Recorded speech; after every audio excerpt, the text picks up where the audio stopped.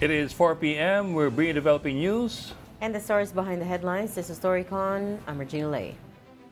I'm Ed Lingao. Some stories we're watching this Monday, the 30th of June. The last day of June. Last day of June. Oh, the last day of the 20th Congress. 19th Congress. Sorry, the 19th Congress. Justice Secretary Boy Remulla confirms that he will submit his application for the position of Ombudsman on Friday. This comes as incumbent Samuel Martirez is set to retire July 27. He also says he has informed the President of his plans and that he's preparing a list of potential replacements for his post at the DOJ. Workers in the National Capital Region, or NCR, are set to receive a 50 peso daily wage hike starting July 18. This brings the rate to 695 pesos for the non-agricultural sector and 658 pesos for the agricultural sector. This adjustment is expected to benefit around 1.2 million minimum wage earners in the region. The most recent Octa Research Survey polling shows a majority of Filipinos, or 57%, support the Philippines rejoining the International Criminal Court. 37% of the respondents oppose the idea, while 6% remain undecided. The survey was conducted from April 20 to 24 with 1,200 respondents with a plus-minus-6 margin of error. Former presidential spokesman Harry Roque tells One News's Long Take that he will never forgive the Marcos administration for actions that led to his family's separation. Now seeking asylum in the Netherlands, Roque also says he would only return to the Philippines if ICC detained former President Duterte returns with him. The former palace official is facing qualified human trafficking charges in connection with his alleged involvement in illegal pogos. Catch his full interview with Long Take this Wednesday, July 2. And the terms of the winners in the 2025 midterms officially began at noon today, as we were just saying, the 20th Congress. So at the Senate, at least 13 senators have reportedly expressed support for Senator Cheese Escudero as Senate President. Several senators also backed the proposal to open the budget bicameral deliberations to the public. At the House of Representatives, the 20th Congress opened with House Bill Number 1, or the Rice Industry and Consumer Empowerment Act, aimed at restoring the regulatory powers of the National Food Authority on the staple. In local governments, Joy Belmonte, Vico Soto, Benji Magalo, and former Vice President Leni Robredo have also all taken their oaths as mayors of Quezon City, Pasig, Baguio, and Naga City. Soto said he's not running for any elective post in 2028. And joining us today, our resident political heckler, Tito Raul Llamas. Happy Monday! Happy Monday. Happy rainy Monday. Hindi talaga niya yun. Oh, si Ami's back. Very subdued. Very subdued ako ngayon dahil makulimlim. Makulimlim.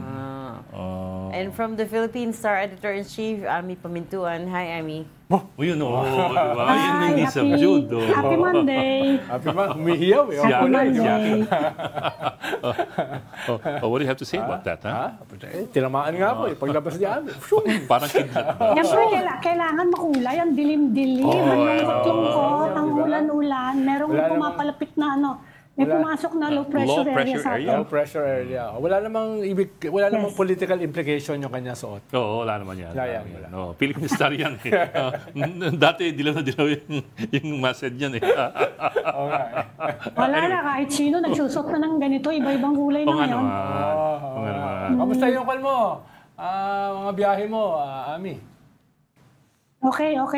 Very good. Very good. Napaka-neutral naman ang sagot mo. Very good. Everyone's so subdued today, Okay. Pati ako? Kulay mo, subdued. Kulay lang. Naghanap siya ng punchline kanina yun. Oo, kailangan pag bumabagyo, kailangan makulay. Diba? Napagalitan ka tuloy ng kwan. Napagalitan tuloy yung principal. Kung siya principal, siya school supervisor. Hindi, she's just DepEd supervisor. She's just making a suggestion. Pero bakit nga ba? What's so significant about today? June 30, June 30. The start of the 20th Congress. Yes. Oo nga, hinihintay natin kung ano yung mga mangyayari dun sa Senate ngayon, di ba? Related to the na. impeachment. Nagbibilangan Bibilangan na kasi ng- para sa Senate presidency. for the Senate presidency. And the Senate presidency, of course. Well, we just read that Tignan natin. si Senator Cheese has about how many votes? 13. 13. 13 so far. Pero again, it's hard to tell kasi mukhang everyone's Yes. keeping their cards close to their chest. And Na parang until that- ayaw magsabi until the last minute. Until that vote is cast on the 28th. Hindi mo talaga alam. Yeah, you know how Parang it is. hindi naman, pero hindi naman surprising yung kanyang at least 13. Bakit? Dahil alam ko may He's the support. incumbent. Oh. Kaya nga, incumbent Senate President. Tapos alam ko may support siya ng mga Duterte senators. No? How do we, if he remains the Senate President in the 20th Congress, how should we read it? Does that mean that the rest of the Senate, the upper chamber, has been happy with how he handled the impeachment? Yun ba yung, that's how we should interpret it? Not necessarily, dahil kasi simula pa lang. No? Usually kasi, karamihan kasi sa 19th Congress, kasama naman sa 20th. So, ibig sabihin, yung mga nakinabang doon sa kanyang leadership as Senate President, ay susuportahan pa rin siya. Nakinabang. Talagang nakinabang, no? It's Hindi, your sa- choice of words. That's why I picked Hindi, up on that. nakinabang sa eloquence, di ba? Eloquence. Leadership. Statesmanship. You know, Leadership, di ba? Vision. Naghahanap pa ako ng naghahanap pa ako ng higher purpose eh. Saka mga committee membership. Committee chairmanship. Oh, yan ha. Sa bagay. Ayan. Ang makakalaban niya, Ronald, is ano, no? At Tito Soto, Tito yung Soto. pinakamalakas. Oo, pero siyempre hindi yun incumbent. No? Kaya Hindi siya incumbent, although dati na siyang Senate President. But do we take it to Kaya mean meron then din na, siyang na ano. Malacanang is at happy? mukhang kwan siya, mukhang yung kanyang mga actuations at saka pronouncements before ay medyo hindi masaya yung mga pro-Duterte senators. You're talking about Tito. Tito Soto. But do we also take it to mean that Malacanang is happy with the... Oh, of course, yun na naman, di ba? Separation of ano yan, different branch of government, legislative and Lalo Pero na sa kung Senate nasa loob. talaga mahina ang Malacanang. There's no... Wala. Lalo na kung Ano yung nakatira ka sa loob ng kuweba, di ba? Excuse me. Yan tuloy yun. Maombag kan di oras. Excuse me. Ba't ang tinuro mo? Tika, may tanong pa ako sa'yo. Ano tingin mo? Sa Senate, medyo mahina ang Malacanang eh. For the Senate presidency, di ba? Medyo mahina din siya eh. Sa House talaga, malakas na malakas. Oh yeah. The speaker has traditionally been well, the House has traditionally been Yes. the bastion of the supermajority. But at Pero the same time, naging Senate President si Cheese because of the help of Malacanang. and remember Yes. the video of Cheese holding the Dahil may gulo nun. There was a, Hindi there sila- was a hindi sila masaya. power Controversy grab nun eh. from Hindi Mig sila Zubiri. masaya kay Migs. Oo. Ah, And that's how he Kaya- became. kaya There was last minute maneuvering to get Cheese to become the SP. At the House, there's also a bit of drama, diba? There's some factions that are breaking away. Si Congressman Duke Brasco, for instance, has issued a statement saying Yes. that if elections for House speakership were held today, his vote would go to Congressman Toby Tiangco and Albi Benitez. So that's a clear separation from House Speaker Martin Romualdez. Hindi pa natin alam what the story is behind that. We're trying to find out. yes. Cebu. Well, yun yung connection doon because of course, outgoing Cebu, or rather, what's the... I was gonna say outgoing, pero wala na siya eh. Outgoing, wala na. outed. Hindi rin outed eh. Defeated Hindi rin outed mother-in-law. eh. Yes, si Governor Gwen is of course his mother-in-law, so we don't know. Si Benny Abante gets to sit na talaga kasi unbanked the COMELEC ruled Yes. against parang niya si Siya na. Uy. Yeah. Joel, Siya not na. Joel, Si Joel Uy ba? Or basta yung kalaban niya sa Manila. Oo. Kawawa naman, no? Nanalo, natanggal, hindi pa maalala yung pangalan. Di ba, uy? Kawawa naman. sorry. Sorry. Natalo ka na nga. Pasensya na. Kinulong mo yung pangalan nila. No, because, Okay na ako kanina eh. okay. Google mo kasi nandyan yung laptop sa harap mo. Oh, hindi. Google pa. At saka, Di ba, uy? nanalo Alam siya mo, uy. ng maliit na margin. Tapos Joey. Ay, mali. Tapos dineclare siyang talo. Joey, sorry, not Joel. Tapos Joey Uy. Si Joel Chua and Uy Joel na, Uy. Joel, uy. At least natandaan ko. Okay. Tama. Single syllable Yung eh. motion for recall ni Joey Uy was jumped by the unbanked. Napaka-politically correct Di talaga pa ni Ami. matandaan. Di pa matandaan, sino ang apelido. Single syllable daw. Ay, Chinese ako Palibasa siya, pamintu. Okay. Gulo niya. Okay, we'll come back to that later. Oh, yeah. Okay. We bring mobile journalist Armojo Merimon Reyes from the Senate. Sakit, nanalo. Merimon, sorry Nanalo ka. magluma kasama ko eh. Nanalo ka, tinalo ka, tapos hindi maalala pangalan mo. Oh, what's happening there? Magandang hapon sa inyo. So far, tuloy-tuloy pa rin yung pagpa-file dito ng mga priority bills ng ilan sa mga senador. Lalong-lalo na kaninang 12:01 p.m. ay opisyal lang nagbukas ang 20th Congress. Pero bago yan, kaninang umaga nagkaroon din ng press briefing kasama si Senadora Risa Hontiveros at binigyang diin niya ng impeachment, though may debates ngayon na sinasabi pahirapan daw yung pagtawid nito sa dalawang kongreso, it is alive and ongoing. Ang inaantabayanan natin kasi nasabi ni Senadora Risa, by July 29 ay magre-reconvene na raw ang impeachment court. At isa pa sa pinakagusto niya raw sana mangyari, panawagan niya kay Presiding Officer Chis Escudero, panumpain na raw yung mga paparating na senator judge para lalong maging madali yung pag-reconvene ng impeachment court. Yung ilan pa sa sinasabi dito ni Senadora Risa, pagdating doon sa nabanggit ni SP Chis last time na maaari raw pagbotohan ng senator judges yung motion to dismiss na nasa loob ng answer ad cautelam ni VP Sara. Ang sabi dito ni Senadora Risa, tungkulin daw nila ng Senado bilang impeachment court is to proceed with the trial forthwith. Hindi naman daw pwede yung basta-basta raw silang boboto doon dahil meron lang motion to dismiss nang hindi raw nadidinig yung mga ebidensya, lalong-lalo na raw yung witnesses, yung mga testigo sa ilalim ng articles of impeachment. So hindi siya agree doon sa nabanggit ni SP Chis last time or yung nabanggit ni impeachment court spokesperson Attorney Reggie Tonggol. Same goes naman kay Senator Joel Villanueva nung nagkaroon tayo ng pagkakataon na makapanayam siya after niya mag-file ng kanyang mga priority bill. Nasabi niya rin na para sa kanya ang pinaka-importante raw dito ay yung proseso at tama raw yung naging basehan. Nagkaroon ng pagdinig dahil kailangan daw ng impeachment trial. Ang nasabi naman ni Senator Erwin Tulfo kanina, same din yung sentimiento niya, kailangan at deserve at karapatan daw ng taong bayan na marinig yung totoo. So ang pinakasinabi niya rin dito, kailangan nga raw kung kailangan mag-trial, edi mag-trial. Kung ano raw yung magiging call ng majority dito sa Senado bilang impeachment court, he'll proceed with it. Kung hindi naman daw guilty, bakit daw patatagalin pa? Pero hindi naman daw pwede yung basta-basta lang i-dismiss nang wala nang isinagawang trial. Balik sa inyo. Okay, meron question lang. Yung sasabi ni Risa na dapat mag-swear in ng senator judges who are coming in, does she mean they should take their oath even before the convening? Oh, even before the 28th, which is the day of SONA and usually the first day ng 20th Congress? Dahil technically kasi today, senador na sila. Yes, so, totoo yan, Bo. Ang nasabi dito ni earlier... Senadora Risa, technically, in session naman daw talaga yung impeachment court. So anytime today, kahit nga raw isa-isa, hindi naman daw necessarily na yung 12 na paparating na senator judge, or technically dapat senator judges na sila by their reconvening in July, basta raw ma-swear in, makapag-oath na raw ang mga ito para nga raw mas mapadali. So far, ang nasabi ni Senadora Risa, in session ng impeachment court, hindi naman daw ito nahinto kasi non-legislative function ito, hindi siya apektado sa kalendaryo ng legislatibo, so maaari na raw. At hanggat mas mapapaaga pa nga raw, mas maganda raw yun.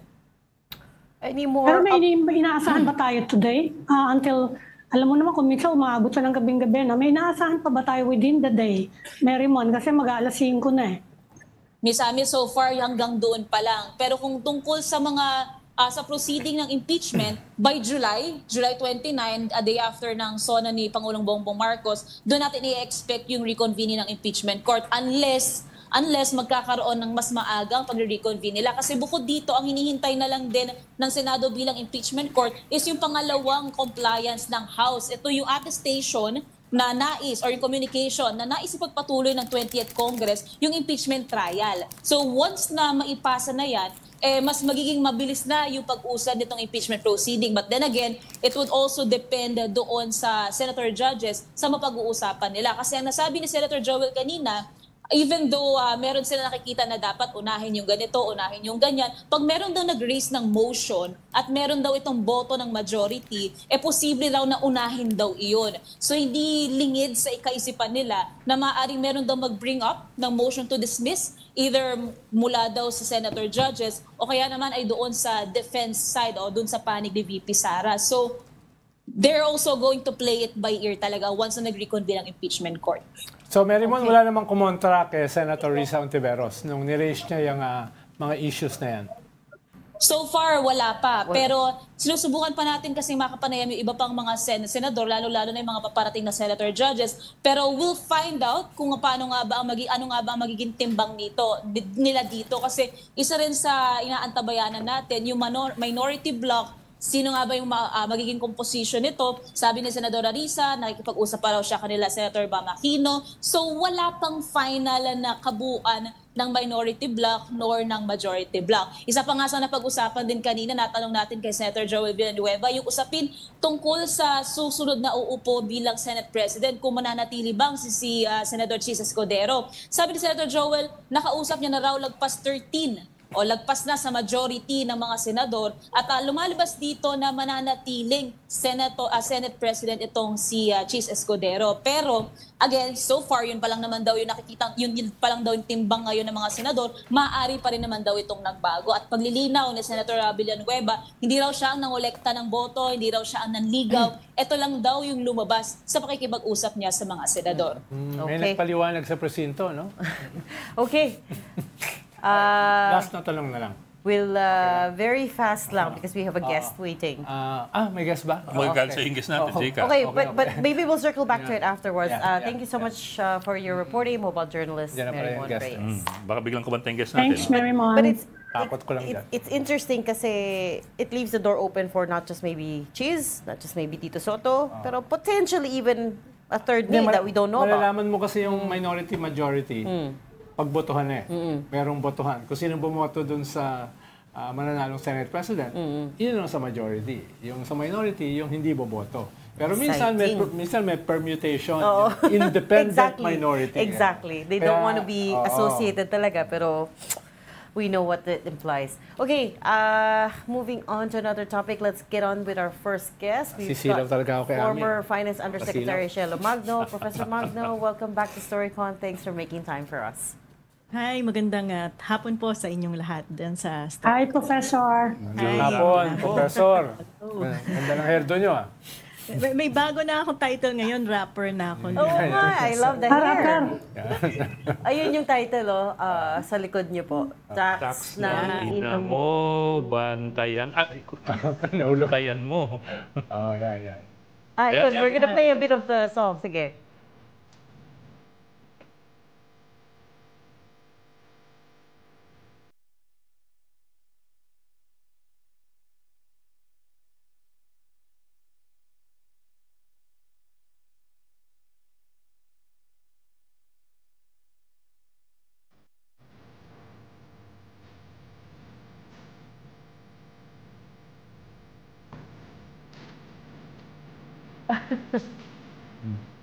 Ma'am, teka, ba't gumingiti lang kayo? Ba't hindi niyo sabayan? Live ba? Oo. Medyo ko kasi Live ang demo.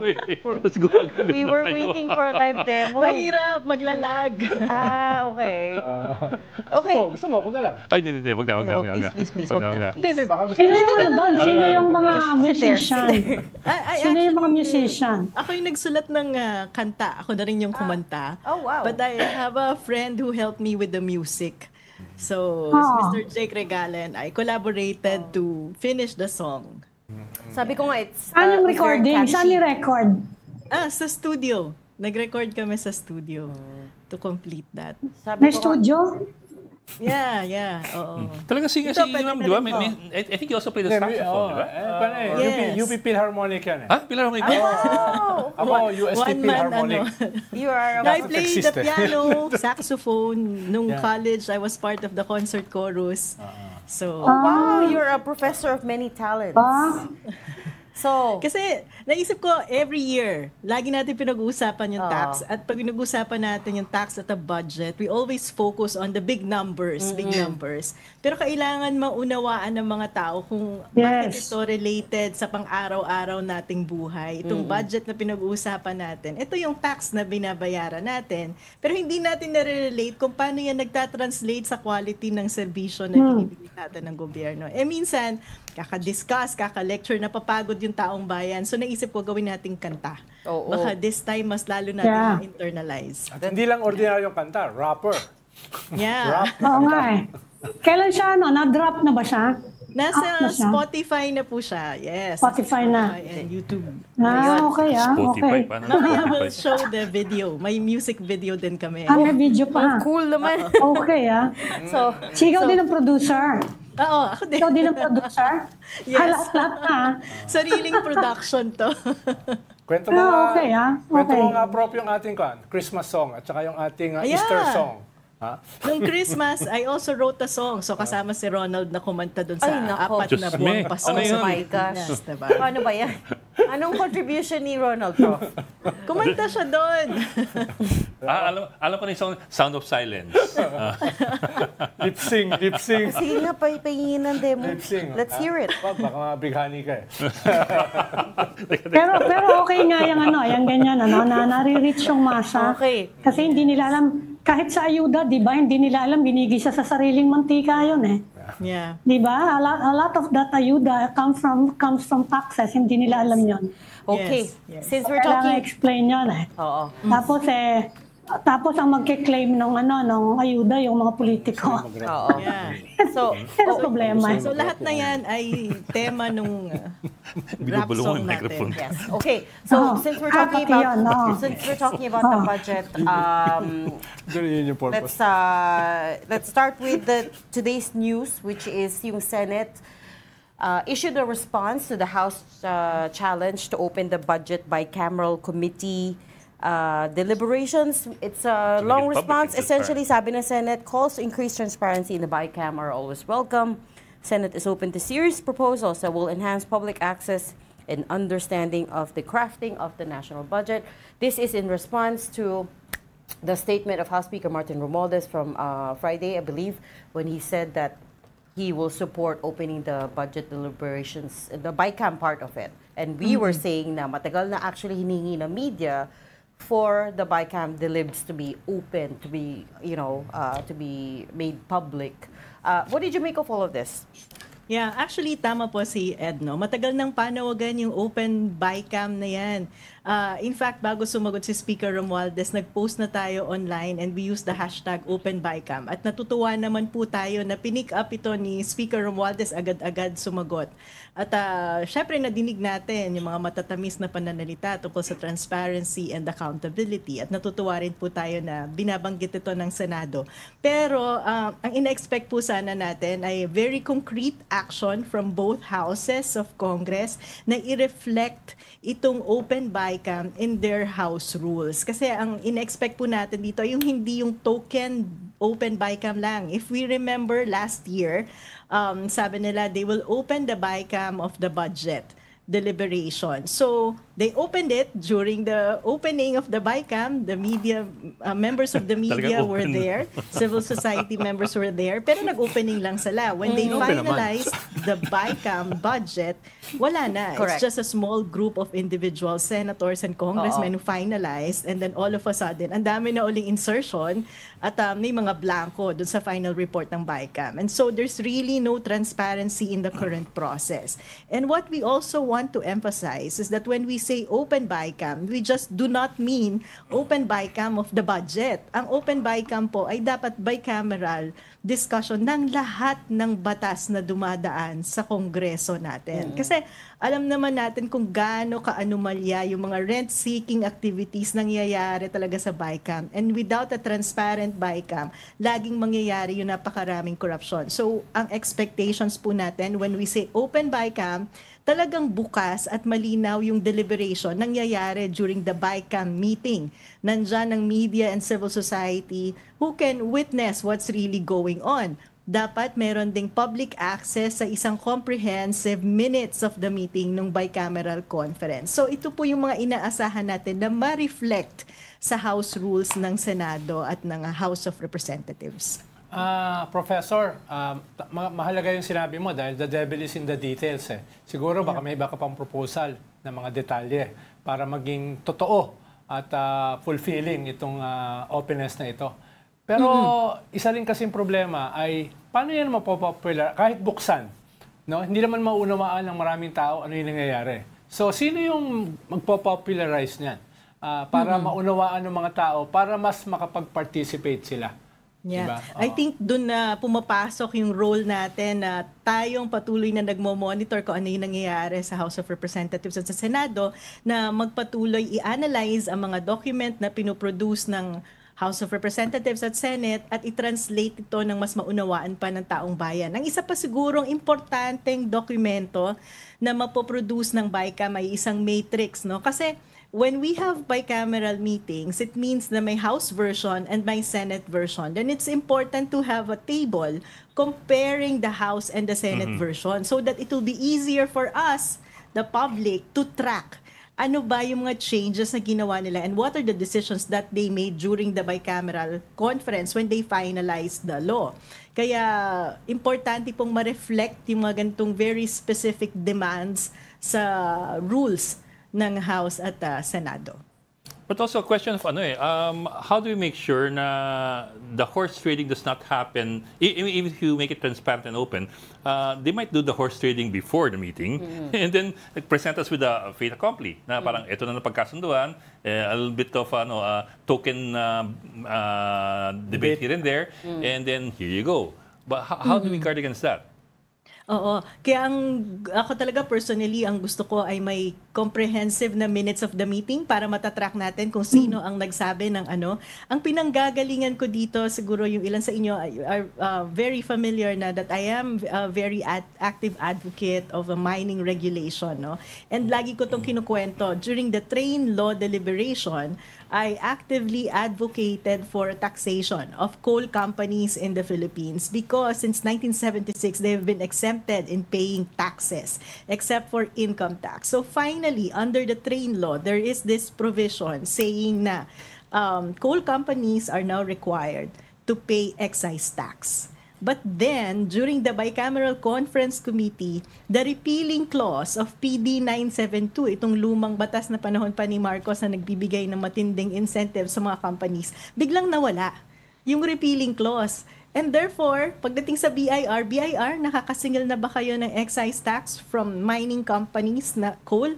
Sabi nila, ma'am, hindi po because nawala yung repealing clause during the BICAM. And because of the disappearance of that repealing clause, we're losing billions of tax every year. 2024 alone, dapat nagbayad na ang Semirara ng 2.4 billion pesos in excise tax. But because that provision disappeared, hindi sila nagbabayad ng tax ngayon. Imagine if may minutes of a meeting na comprehensive, then at pangyayaring to, it's really disadvantageous against the public. Bottom line is you never found out sino yung nag-repeal ng clause na yon. Yes, hindi natin malalaman because it's secret eh. But imagine that, a congressman or a senator doing that, talagang against public interest. And right now, pinanggigigilan ko yung kumpanya na to kasi isa lang siyang nag-account ng 94% of coal production in the country, and that's a Semirara Mining Company of the Consunis. And it's one of the most profitable companies in the country. One of the most profitable but not paying excise tax because of a very opaque BICAM process. Diba? And it happened again, sa mining sector uli. Just recently, when they passed a new law on mining, they deleted the provision banning the export of raw minerals. Kasi ngayon, lupa yung in-export natin, di ba? Pinag-usapan natin to before. Sa Indonesia, 2009, they banned the export of raw materials, yung lupa.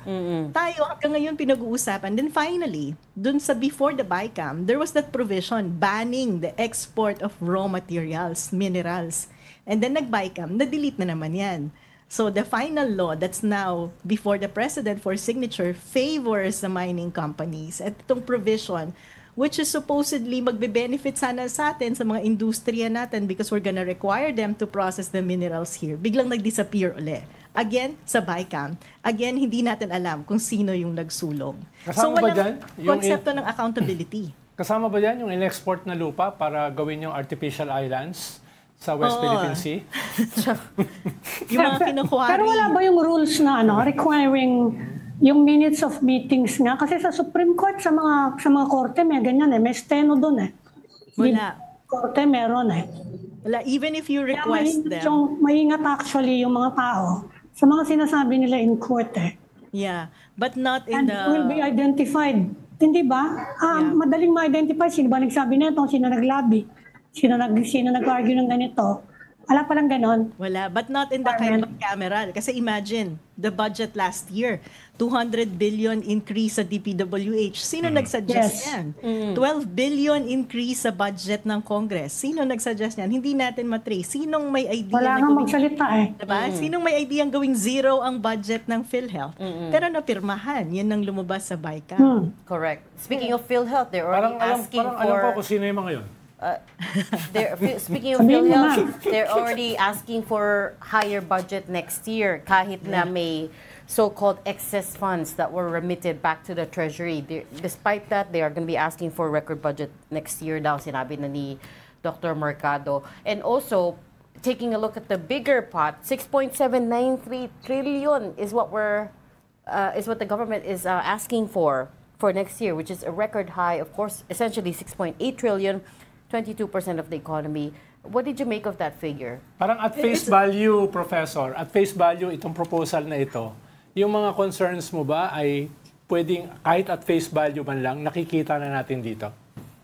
It's very problematic, Kasi tingnan mo, palaki na palaki yung budget every year, pero hindi naman tayo nakakikinabang dito sa mga palaking-palaking budget na to. Kasi saan to napupunta? Napupunta to sa mga programang ini-insert ng mga congressman at senador natin, yung tinatawag nating pork barrel. Kasi yung mga infrastructure projects na ini-implement nila, ito yung mga walang blueprint And then the big infra projects na kailangan pondohan na pupunta doon sa unfunded part ng budget.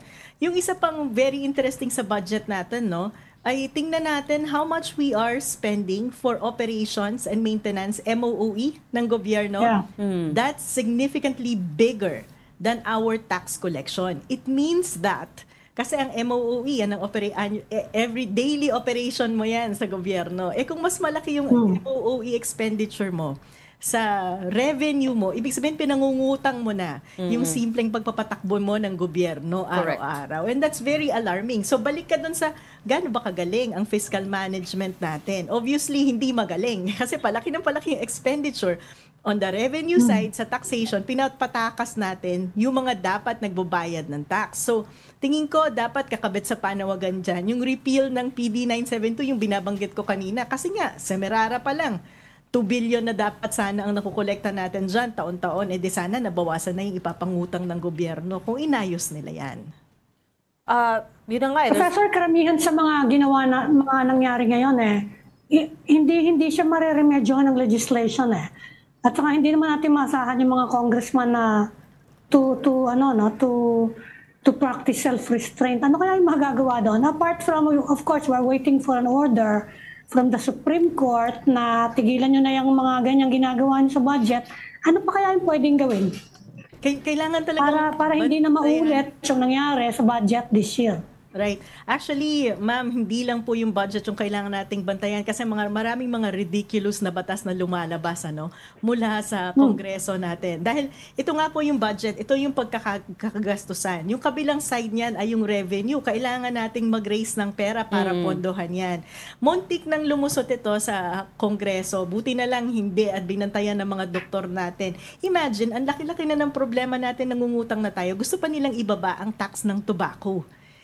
Sin product yan At nakikita natin yung pataas na insidente ng paninigarilyo ng mga tao. So, ibig sabihin, kailangan mo itaas ang tax para ma-discourage ang consumption.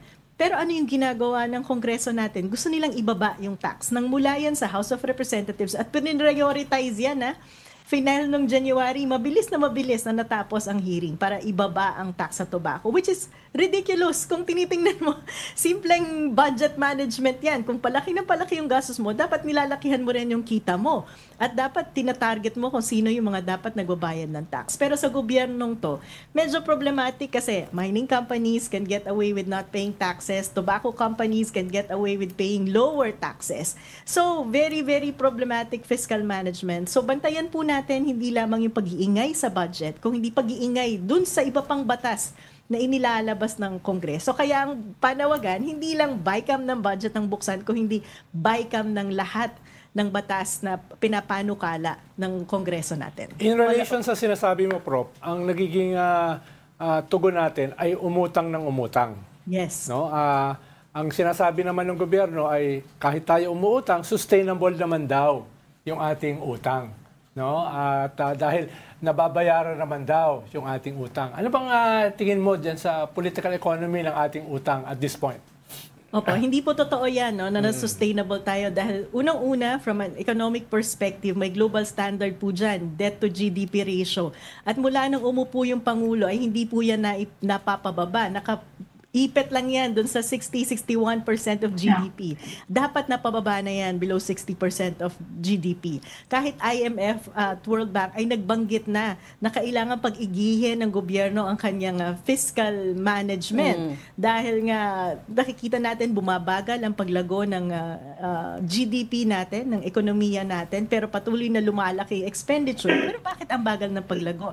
Ibig sabihin hindi strategic yung paggasta ng pera ng gobyerno saan dinadala. Kasi po, kahit na lumalaki yung budget, dapat very strategic yung paggasta niyan to make sure na yung ginagasta natin ay nagko-contribute sa economic growth.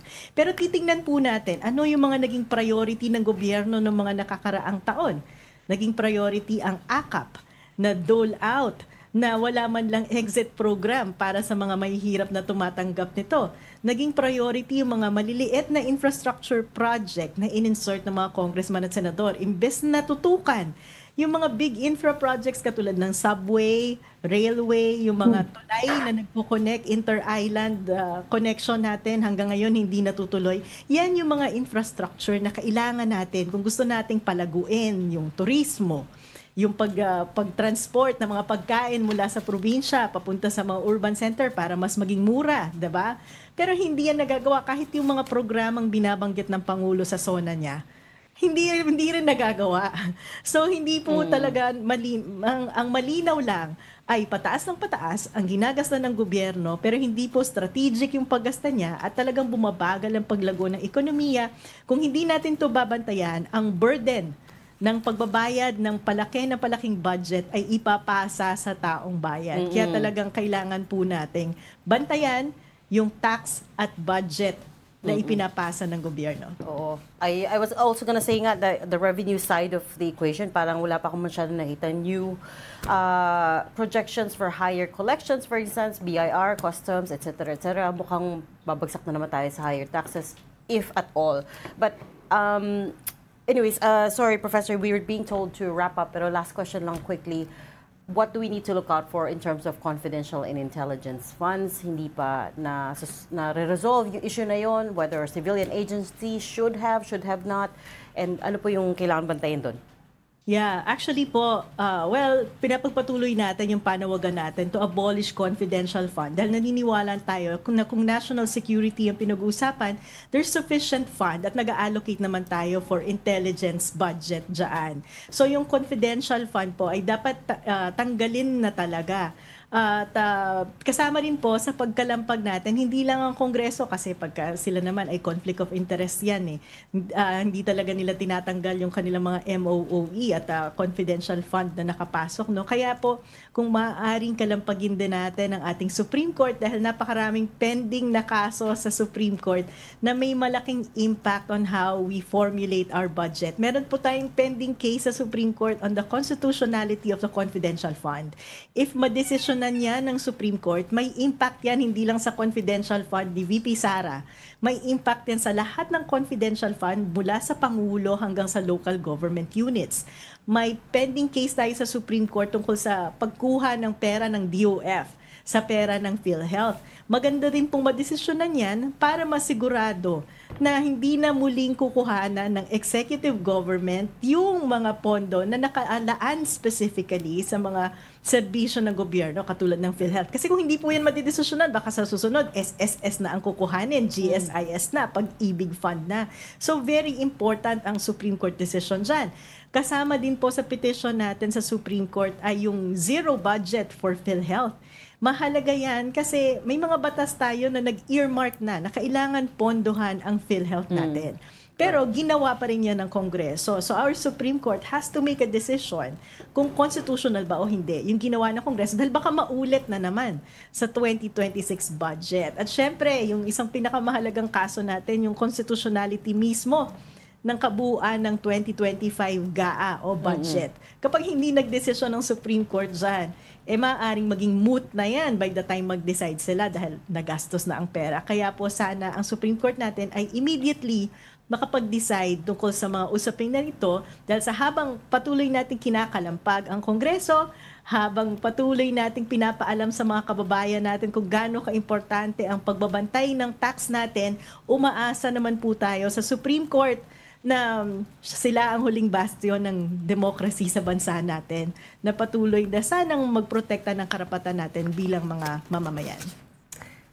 Wow, yung Supreme Court, they do have a lot on their plates. Ang daming high-profile, high-stakes cases that they're handling right now. But we'll leave that there. Thank you so much for talking to us and explaining. Pakantayin natin ng one last time. Pero this time kumakanta talaga. Hindi yung gumaganon-ganon lang. Special request. Next time. Dapat live kasi magla-live. Dapat live. Live dito. Mahirap yung kasi sila ang live dyan. Wala kakanta. Ayan na. Hindi magsasabay yun. Sige, thank you, Yusek. Thank you. Economist, former Finance Undersecretary Shelo Magno. Nag-play na eh. Goodbye pa kayo. Siya pa yung nag-o-offer. Baka biglang kumain to. Sige, okay. Break muna kami. You're watching Storicon with One News. Stay with us. We'll be right back. We've got developing news and the stories behind the headlines. Welcome back to Storicon, the Story Conference. I'm Ed Lingao. And I'm Regina Lay, still with us. Ami Pamintuan of the Philippine Star and Ronald Llamas, our resident political pundit. Singer. Resident political rapper. Okay, moving on to... Walang bilib yung katabi ko. Well, sige na. Baka mag-sample lang. Sige, Mag-sample? Baka mag-sample. Delikado tayo dyan. parang threat talaga. The for sale tarpaulin at the Duterte family's home in Matina, Davao City has been taken down. That and more with News 5 correspondent Bril Montalvo. We have Bril on the line. Bril, anong update? Yes, binibenta ng araw ang bahay ng dating Pangulong Rodrigo Duterte sa Doña Luisa subdivision dito nga sa Matina, Davao City. Kinumpirma yan mismo ng common law wife ng dating Pangulo na si Hanulet Avancenia sa isang panayam sa radyo noong Sabado. Nito ngang weekend ay lumabas ang ilang larawan ng bahay ni Digong na may nakapaskil na karatulang house for sale. Ayon kay Avancenia, masakit daw para sa kanya ang pagbebenta sa bahay lalo't doon nakatira ang dating Pangulo bago siya arestuhin at tuluyang nakakulong sa ICC sa The Hague. Ngayon daw, ang mga kasambahay lamang ang naroon nakatira sa nasabing bahay. Sa isang ulat naman ng Philippine Star, hindi raw kinumpirma ni Vice President Sara Duterte na binibenta ang bahay. Aniya, hindi raw nila pagmamayari ito pero umaasa raw siya na hindi na ito maibenta. Ang gusto niya ay bukas lang sa publiko ang bahay para raw makita ng mga Pilipino kung saan natulog at kumain ang dating Pangulo. Wala pa namang pahayag ang ibang anak ni Duterte tungkol dito. Bril, tinanggal daw ni Mayor Baste yung well, he's acting mayor now, tinanggal daw nila Mayor Baste yung sign ngayon, Tinanggal na raw. Ako na pinaskill ito noong Saturday. But kahapon, araw ng linggo, ay tinanggal na ito. Pero kanina, pinuntahan natin doon sa bahay mismo ng dating Pangulo doon nga sa Doña Luisa. At nakita natin doon itong tarpaulin. Pero nakatago na ito sa isang sulok. So for sale ba o hindi? Yun. For sale ba siya o hindi? Ano ba talaga? O nabenta na ba? Oo nga. Baka daw sabi na baka hindi nabenta kasi inaano pa nila ng mga anak sa una eh. Wala akong sinasabing drama lang. Kanina, no, So, hindi pa siya nabebenta? Sa bahay ni Digong ay, tinanong natin yung mga tao doon, yung mga nagbabantay ng mga bodyguard, kung sino ang nagpaskil at kung sino ang nagtanggal, ay tikom pa rin ang kanilang bibig. Wala silang impormasyon hinggil dyan. At patungkol naman kung naibenta ba ito or itutuloy pa ba ang pagbebenta na nasabing bahay ni Digong, ay wala pa tayong impormasyon dyan. Maghihintay pa tayo ng official statement galing sa pamilya Duterte or maging sa common law wife niya si Hanilet Avancenia. So, Bril, kung sakali mabenta yan, kanino mapupunta? Ito nga bahay, bahay ito ni dating Pangulong Rodrigo Duterte. If ever na maibenta ito, siguro paghati-hatian na ng mga anak ng dating Pangulo. Hindi, parang sinabi nila BP Sara, kailan yan eh. Digong and Hanilet eh. So it will go to Hanilet. Kaya nga daw ay hindi sila pwedeng makiano, although they have expressed opposition, yung sila Baste, sila BP Sara, pero pag-aari daw yan ni Digong and Hanilet. So saan nakatira ngayon, Bril, na lang si Hanilet? Kasi ayaw daw niyang tumira dyan ngayon. Alam mo ba, Bril, kung magkano? Walang inilagay kung magkano yung presyo. Kasi nga may nakalagay doon na numero kung sino ang kukontakin if ever may interesado na bibili ng bahay doon sa tarpaulin nakalagay. Pero nang tawagan natin ay nagre-ring lang at walang sumasagot. Okay. Pero sana nakatira ngayon si Hanilet. At least sumawag siya, di ba? Saka si Veronica. Madrama yung telepono niya. Alam mo, may isang bahay din dito, itong si Hanilet at si Kitty Duterte, dito nga sa may baba ng Shrine Hill sa Matina. At wala pa tayong saktong informasyon kung doon ba sila natutulog kasi nga pa sila. Minsan nasa Maynila, minsan umuwi dito ng Davao. So most probably doon sa may Matina pa rin na. Sa barangay pa rin sila natutulog if ever na dito sila sa Davao City. So may second house sila, in other words. At least in fact, dyan sa same barangay, sabi mo nga. Third house. So hindi lang dyan, no, yung sa Doña Luisa, ang bahay na pagmamayari nila Hanilet Avancenia at dating Pangulong Rodrigo Duterte. So may mga bahay pa rin sila dito sa Davao City na hindi lang nila sinasabi kung saan. Okay. Siguro pag napalta na yung ombudsman, pwede na nating makita yung mga SALN. SALN. Kasi dapat declare dyan eh. Salamat, Bril, for your reporting and also for your initiative na tawagan yung number sa TARP. Baka pwedeng tawagan mo ulit, Bril. Interesado ako eh. Ngayong hapon lang tinawagan ko, but still nagre-ring pa rin. Okay. Walang sumasagot. Thank you, Bril. News 5 correspondent Bril Montalvo reporting from Davao. Thank you, Bril. Thank you, Bril. Since you mentioned na rin, tama, ombudsman, that's the other big story of the day. Justice Secretary Boying Rimulya is applying to become the next ombudsman after Samuel Martires steps down on July 27. The deadline for application is this Friday, July 4th. And ang interesting thing about this is, as Justice Secretary, actually, he's part of the JBC, the Judicial and Bar Council, which is going to help decide the next ombudsman. So clearly, may conflict of interest doon. I don't know how the president is going to... Aalis siya. Aalis siya sa JBC. Aalis siya. Kailangan mag-inhibit then. Well... Hindi, alis siya para papalta ng ibang upo. So he has to resign his position? Pwede. That's if he's appointed. But I think what she means is in determining whether he's part of the shortlist, he has to recuse himself. He has to inhibit himself when that shortlist is given to President Marcos. Kasi ultimately, appointee to ni President Marcos, right? So he will be given a shortlist and he'll decide from there. Pero yun nga, as Justice Secretary. He's a So- ex-official member. So kailangan abogado yung pwede mag-apply sa ombudsman. Hindi kami pwede, ni mo hindi to. hindi ka pwede na. Hindi ka papasa sa ano sa moral bar. Bet si Martinez pumasa. Matutunan. Pa-slander tayo dito. Isara nyo na yan. Isa na yung bahay ng yan. Hindi pa no word kung who he's recommending to replace him as Justice Secretary at this point. Pero meron na daw siyang naiisip. Oh, correct. Sabi niya. Correct. That's Sino kaya yun? interesting. May mga movements na naman. We'll see. We'll Yeah. find out. That's all the time we have for today. Thanks so much for joining StoryCon. I'm Iba Mtuan, Editor-in-Chief of the Philippine Star. Ronald Llamas, a resident political pundit. Join us again tomorrow, 4 p.m. for StoryCon. I'm Regina Lake. I'm Ed Linga. We are One News, all sides, all the time.